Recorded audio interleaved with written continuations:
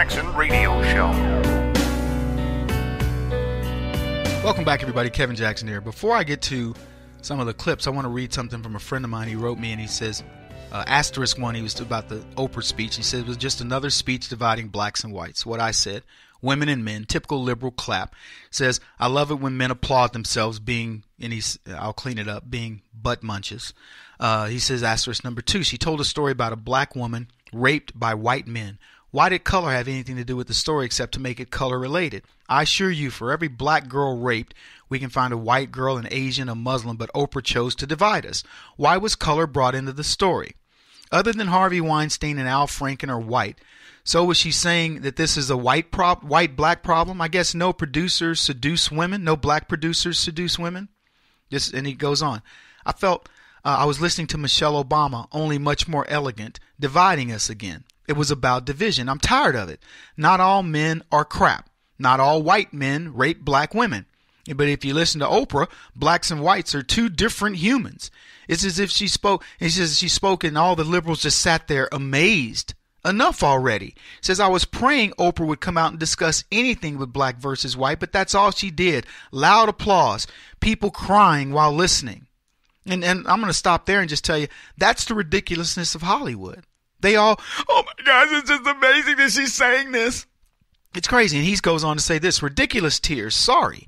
I see white and black the same.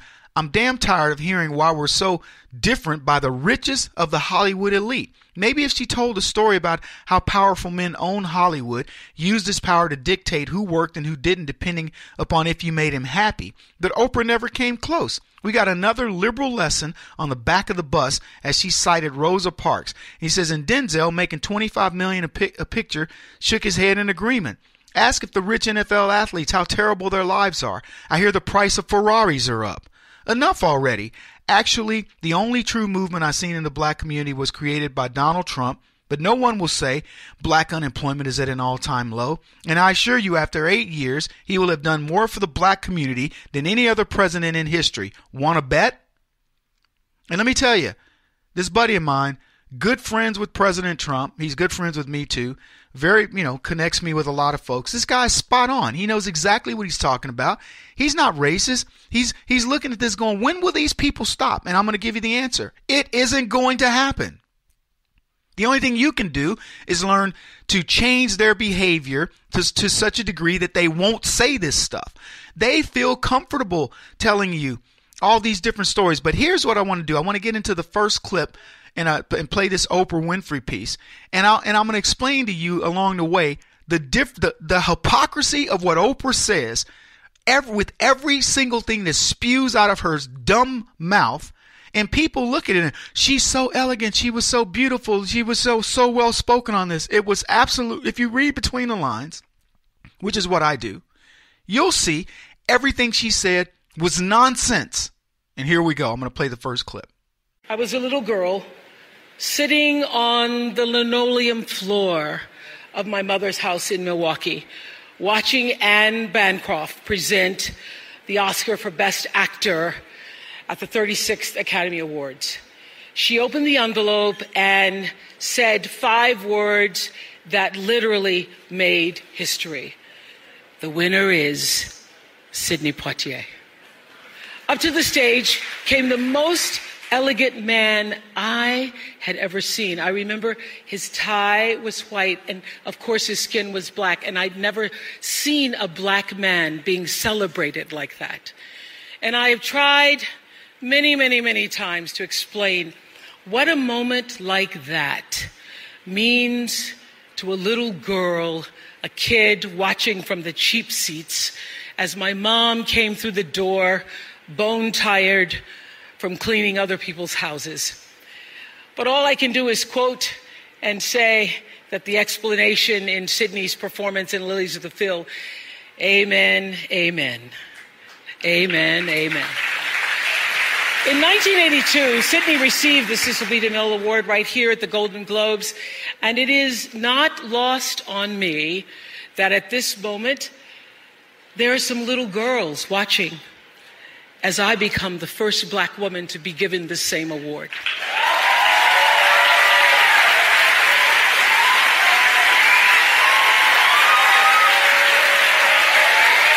It is an honor.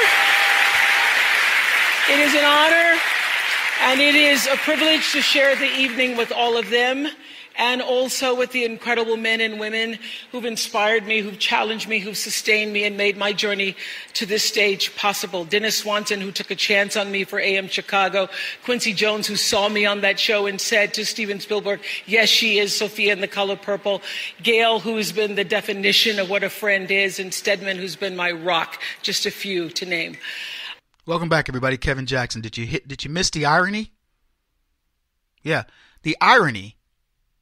First of all, there was a tepid clapping in most of that stuff.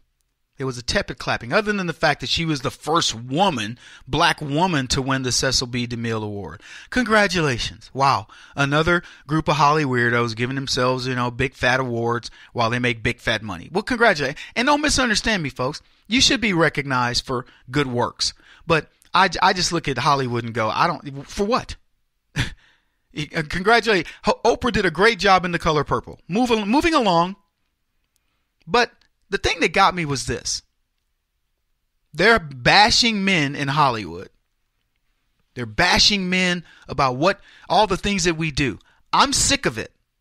I'm no longer taking it. I don't know how other men are, but I'm not taking it. I get into arguments with feminists and say, you tell me what it is that makes your life so different than mine, because you have different anatomy than I do. Different, you got a JJ and I've got a PP. Explain it to me. But here's what I want you to understand. One, she says, I want to thank Dennis Swanson. Now, Dennis Swanson put her on AM Chicago. This is a man who recognized this black woman back in the 70s and said, hey, I think I see something in you. You need to be on AM Chicago. That launched her career. There's a Jewish guy, I forget maybe it is Dennis Swanson, but I remember reading a story where Oprah said, I'm not known if it weren't for this man. And I don't believe it was Swanson. I believe it was somebody else. But then, the next thing that got Oprah into the limelight was Quincy Jones. Saw her on that show.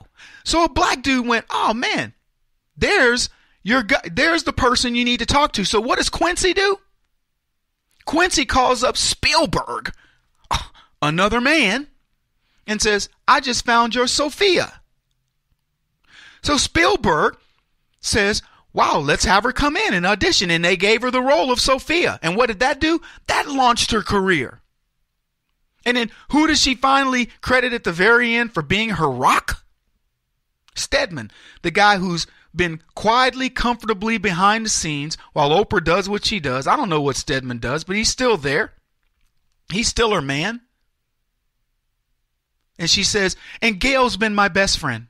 That's the only woman that she mentions in a litany of people that helped her build her career. The only woman is the woman that's been her lifelong friend. Everybody who built her career, who made her into the billionaire that she is today, who made her a one word known around the world, Oprah, was a guy.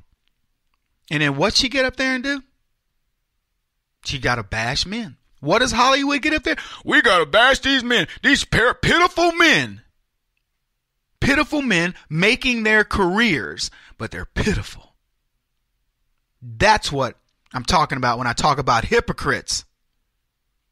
Nothing but hypocrites. Oprah Winfrey stood up on that stage and pretended about problems that are created by men.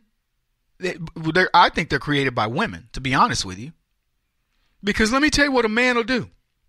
A man will do what a woman lets him do. That's true. Think about it this way. If a man ever strikes a woman and she says, first of all, she should leave.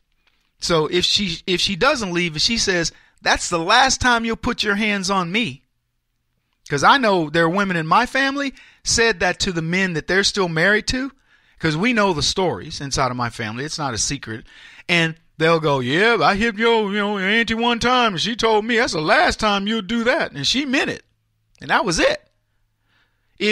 I'm just telling you, if a woman will allow you to do things, because if she says that's the end, that's the end. I can go into the details of it if you guys want, but I choose not to. But I'm just telling you, women can stop whatever they want. If women wanted to stop the behavior of Hollywood, of sleeping your way to the top, it would be done. It wouldn't even occur. They'd get together and say, I'm not taking any of those roles. And it would be women saying, nope, we are in solidarity on this. It's our bodies. We're not going to do this. We're going to respect ourselves. But you know why it doesn't happen? Because there's always a woman willing to do it. And it's not just one. It's a bunch of them.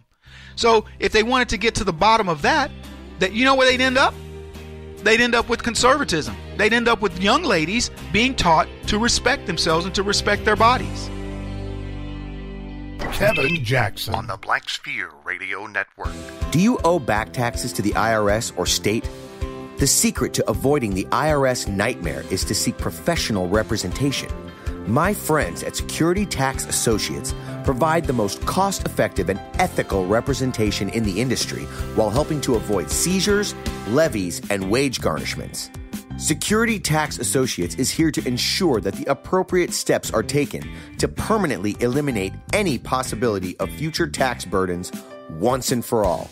For a free, no-obligation consultation, contact Security Tax Associates, 844-779-4177. That's 844-779-4177.